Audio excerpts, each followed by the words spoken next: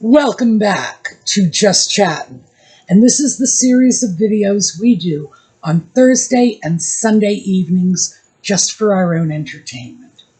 So for all you Audie fans, he is outside terrorizing the neighborhood. I'll show you why in a second, but I have a consolation prize for you. Baby bunnies. I have 5 of them. And this is one. Let's see if I can get you out there so they can see you. Yes, little baby bunnies. My landscaper was here putting in mulch yesterday, and he came to me and said, "We have a problem."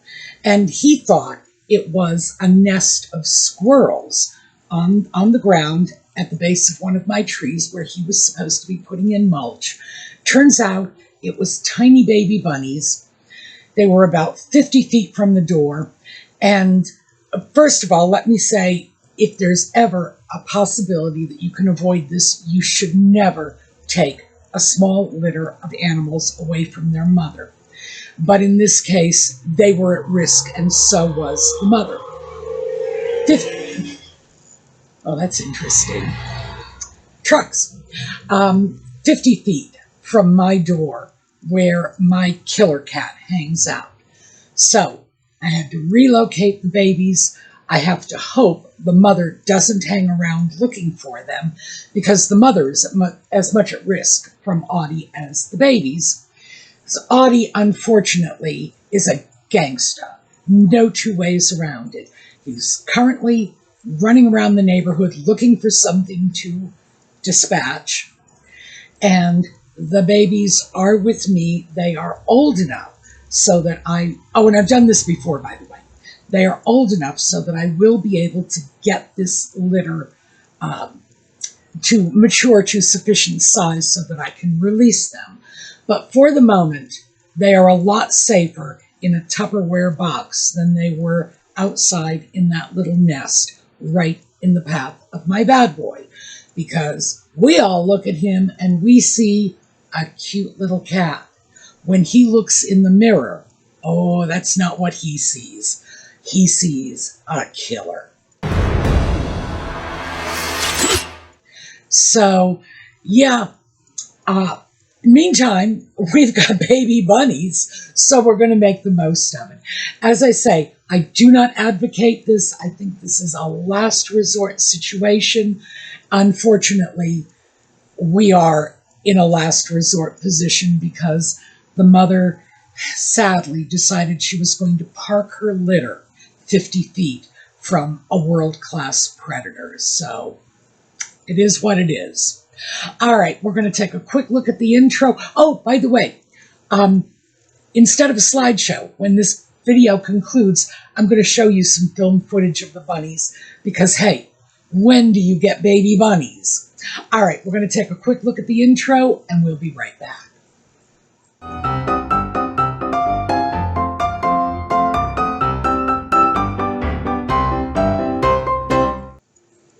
So, what are Nutmeg and her sock puppet up to lately? Well, the big news that's all over the place now is that Netflix is finally dropping the second half of the first season of With Love, Meghan. Now, this is not a second season. These episodes, and apparently they are being released in 2 batches of 6. One went down already. One is due to be released in 2 weeks.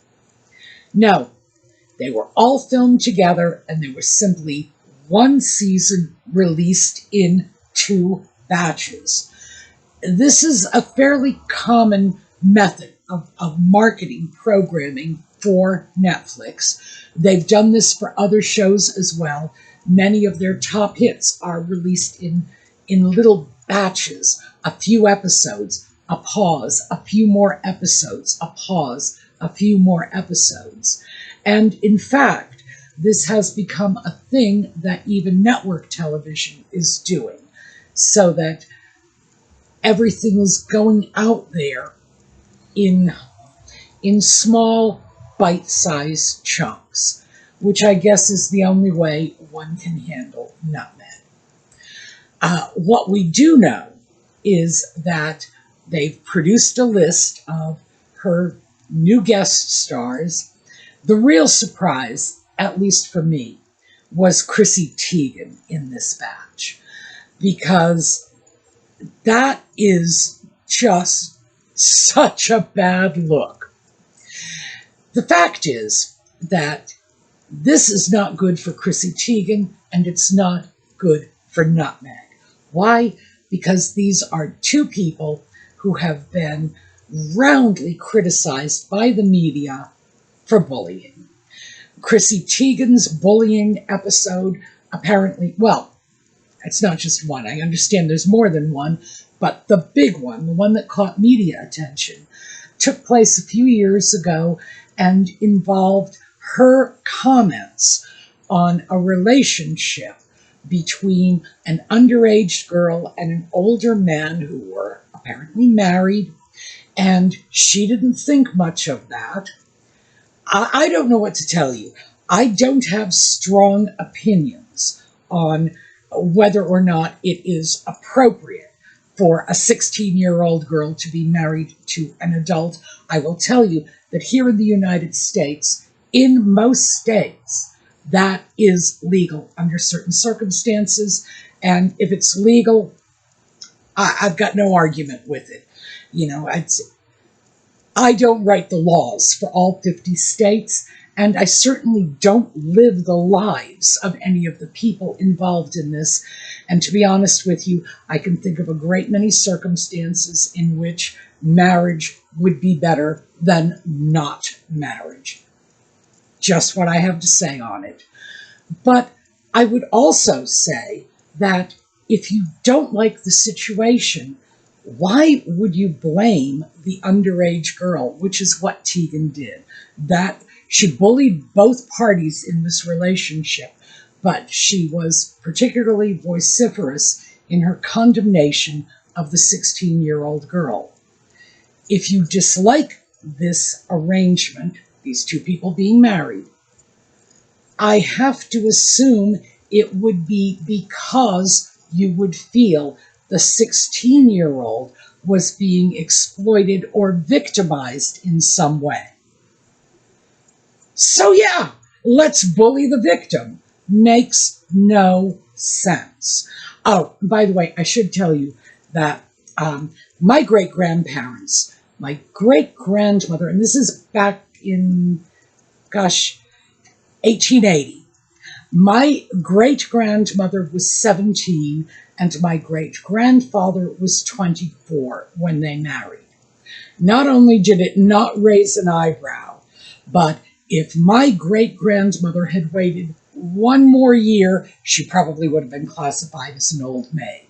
Societal values change on these issues, and for all we know, our grandchildren could end up looking at this relationship between the 16-year-old and her older husband, saying, yeah, so? So I have concerns about that on so many levels. But regardless, nutmeg, of course, is very widely denounced for her bullying, which I believe at this point has been pretty well documented. Oh, Teigen's, by the way, not only well documented, she apologized for it, so she admitted what she did. The two of them, with this sort of shared bugbear in their past, getting together on any forum whatsoever is simply going to look like bullies to the 10th power, bullies 2.0, bullies en masse. There's no way people are going to look at this, Chrissy Teigen, Meghan Markle, and not say, oh, I know the common denominator in this one. I can't imagine what either of them were thinking, but I do think this is enough to give us a pretty good idea of what we have to look forward to. Now, last time I watched the shows, so you don't have to, and it was grueling. But I'm prepared to do it again because I will find a way to get my hands on this programming without putting a penny in Netflix pocket. And if I had to get this from Netflix, if I had to pay Netflix in order to get access to this, I would not do it. I would not, because that would be validating what they're doing, and I just can't bring myself to that. But yes, I know all of the great Swedish download sites, so I'm absolutely going to get my hands on it, and I will keep you posted. I will tell you in advance, I don't think we have very much to look forward to, even though rumor has it that after the poor reception of the first 6 episodes, Netflix took the second batch of 6 episodes back into the studio and made great efforts to clean up what they saw as the flaws. However, keep in mind, Netflix put this out in the first place, so I don't think we can really trust their judgment when it comes to the flaws. Regardless, out in 2 weeks, I will let you know. Next up, we have the sock puppet. And in the aftermath of the chaos surrounding Steube, the allegations of bullying Dr. Sophie Chanduka, of using inappropriate influence, the investigative body referred to it as problems with the corporate governance. What Chanduka had described it as was the sock puppet bringing in his friends, saying, this person's on the board now, and they were on the board. Like immediately, sock puppet brings them in. 30 seconds later, they were on the board, eligible to vote on issues of corporate governance, because apparently Harry has no idea how the corporate world works. But that sort of thing is wildly inappropriate and probably against the rules governing the establishment of the corporation, the entity that controls Steube. They will have their own governing ordinances, and it was undoubtedly against the governing ordinances because no one would allow something like that to happen. And remember, Sophie Chanduka is an attorney and a corporate attorney and would certainly know better. So yes, that was another one of her complaints. But the sock puppet, having left Steube, not having felt vindicated by the investigation into the corporate malfeasance, even though they cited no particular wrongdoing in terms of bullying or inappropriate use of power, they certainly didn't clear the sock puppet. What they said was there were a lot of problems that needed to be addressed. In particular, the lack of clarity in the corporate governance. And remember, Chanduka said he was just pulling in his friends saying, this is your new board member. So yeah, I can see that. But the sock puppet apparently did not feel vindicated sufficiently and has gone right to the media again. And that was another claim that the investigators laid at the doorstep of everyone involved, that they all took it to the press. In fairness to Sophie Chanduka, she went to the press only after the sock puppet and Prince Siso of Lesotho. I'm sorry, that was a mouthful. After they had very flamboyantly resigned in protest. But yeah, that was the first thing he did, right back to the media.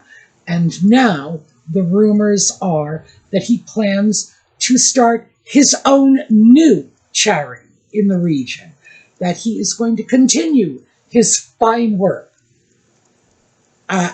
And I've got to question the fine work, because it has been alleged that he had gone nowhere near this charity in something like 5 years.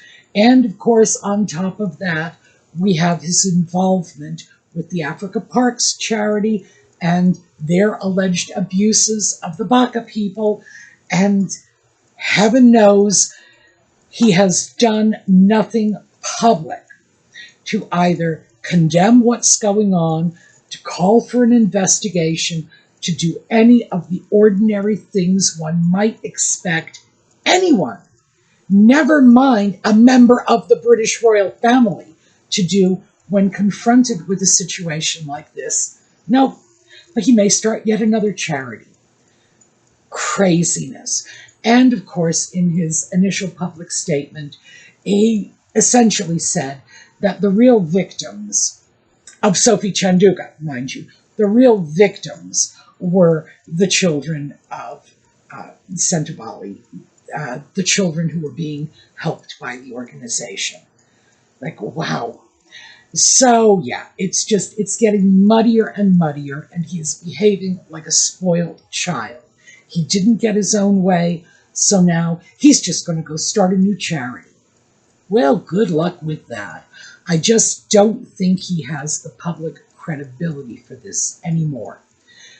The bad part about this is any charity the sock puppet is involved with takes a hit in its PR. Many charities, the Pat Tillman Awards are an example of this. Many charities will feel that inviting the sock puppet on board is going to bring publicity to their organization. And with the Pat Tillman Awards, it certainly did that, because I had not heard of this until the sock puppet's involvement. The problem is that kind of publicity has a way of backfiring on you. And I look at that, and despite the fact that I think this is a very worthwhile charitable organization, I will not donate to it. I will not donate to any organization that will simply willy-nilly hand awards to publicity-hungry pseudo-celebrities. That's just not where I want to see my charity dollars go. My charity dollars are not given with the idea that it will fund some all-star media event to boost the brand of the sock puppet. Or Nutmeg, because she's been involved in some of this too. So no, I would rather see my money used to benefit people who actually need it, not just publicity-crazed celebrities who want to buy yet another award for themselves. No thanks. So, while we're talking about publicity-crazed pseudo-celebrities, the final story I wanted to touch on was Masaka Africa Children's Charity and Nutmeg and the Sock Puppet getting involved in this charity. And I guess one would have to say it is a charity. It is registered as a charity, although I can't be the only one. No, actually, I'll go beyond that. I know I'm not the only one who is questioning the charitable nature of this little orphanage in Masaka in Uganda. So let's start with who they are. This is a Ugandan orphanage that has gone viral on social media because they are producing some really high-quality videos for platforms like YouTube of these darling little children dancing. Now, I have to say, I've seen some of these videos. The children are adorable. The video quality is very professional. This is not just, some orphanage worker with a smartphone filming the kids as they're dancing in the backyard. Oh no. This is high quality production. And the videos, they have their own channel on YouTube. They have over 4 million subscribers. They are clearly making money hand over fist because at this point we're talking Kardashian level social media income. And we all know what the major social media influencers are making because they show us all the time by filming in their mansions and in their Lamborghinis and with their Dior dresses and their Gucci bags. We know how much money is generated. So this particular orphanage is probably incredibly financially sound at this point. And if it's not, somebody needs to look at why it is not, because the videos are wildly popular. So that's our backdrop.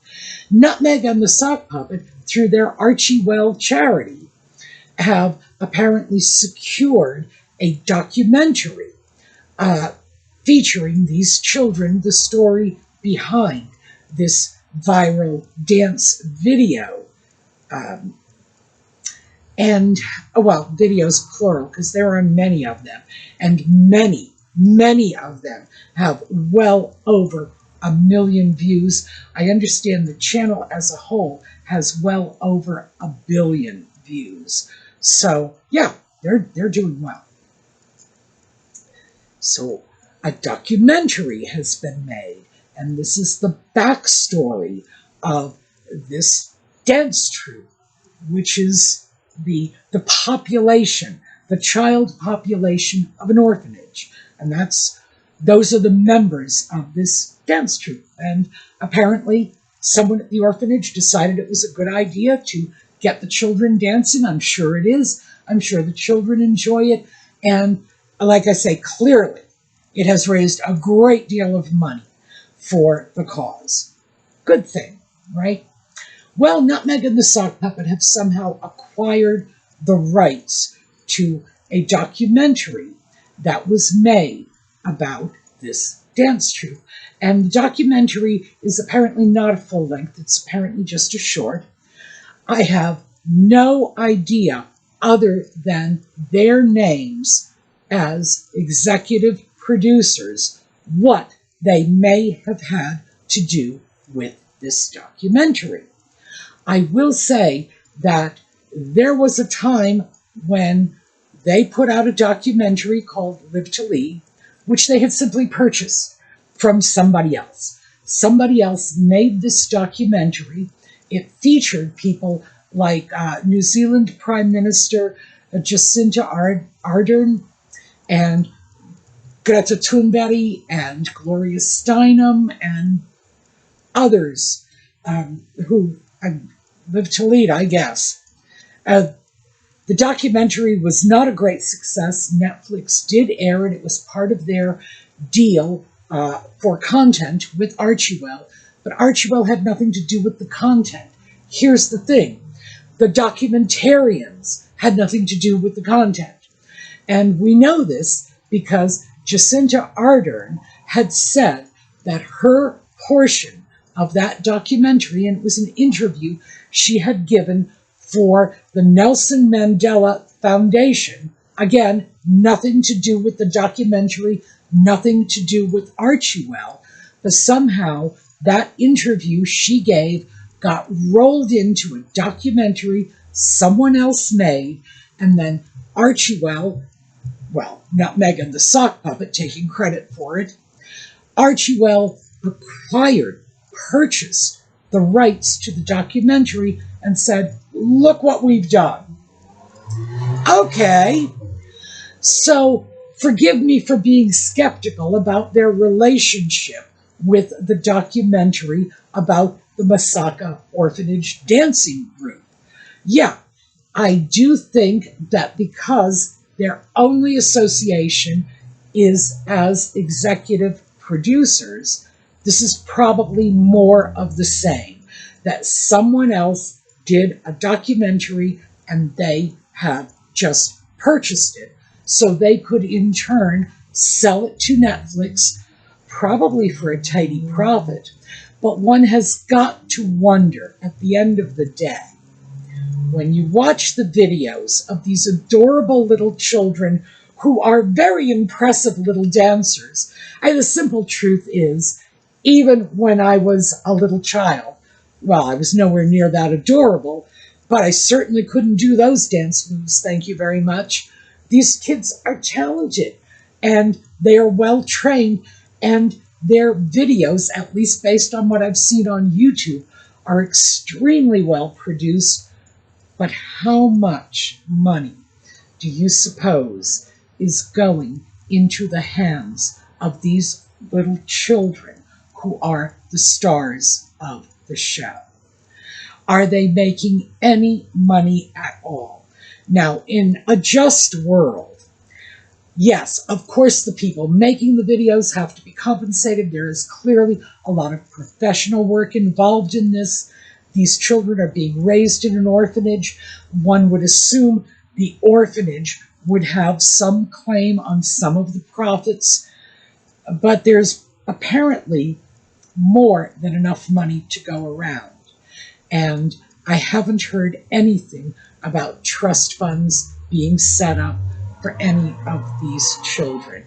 And heaven knows there's more than enough money for that. Are the children being compensated in any way? So what's my argument with this? Well, aside from the fact that it's Nutmeg and the Sock Puppet swooping in on a very successful little undertaking by this orphanage, grabbing it, claiming it for themselves, and keep in mind, 4 million subscribers on YouTube.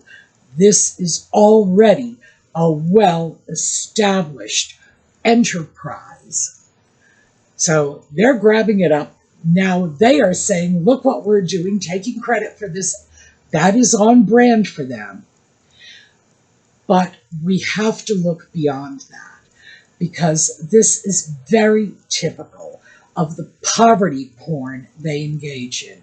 And I have to say, a lot of people have had confusion about what poverty porn is. Well, this is virtually a textbook example of poverty porn. It is when you exploit the poverty of some people in order to further your agenda. And this is exploitation for financial gain. Nutmeg and the Sock Puppet are exploiting the children, their work, the work of all of the people who put the undertaking of getting these orphans on YouTube, getting these dance videos out and disseminated among the public, establishing a viewership. Because, that doesn't happen overnight. Anyone who's ever done YouTube can tell you that. There's work involved. They've all done this. And now Nutmeg and the Sock Puppet are coming in at the end of the day, snatching it up, and they are selling it for profit. And what are they selling? They are selling poverty.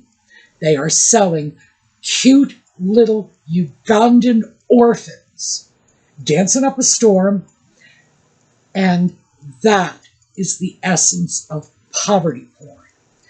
They are taking the lives of children as they are presented on camera and selling it. Yeah, scary stuff. Even for Nutmeg and the Sock Puppet, this is sketchy. And keep in mind, I'm pretty well versed on their bottom-scraping, sketchy behaviors. This one, gosh, this leaves a bad taste in my mouth. So, I wish the children and the orphanage well, but as far as Nutmeg and the Sock Puppet go, no, they are riding a wave someone else already established. It's like they just grabbed the coattails and said, we're going along for the ride. Yeah. All right. That is what I have for you. And because I am obviously leaving you on a very sour note, At least it's very sour for me. We are not going to do a slideshow at the end of this video. I'm going to give you some of the film footage of these 5 little itty-bitty baby bunnies because we are going to have them for a couple of weeks. And yes, I will be hand-feeding these little babies with a bottle. And as I've said, if there's any way you can avoid doing what I just did, please do so. They're always better off with their mothers. But while we've got them, we might as well enjoy them. So, thank you for being with us.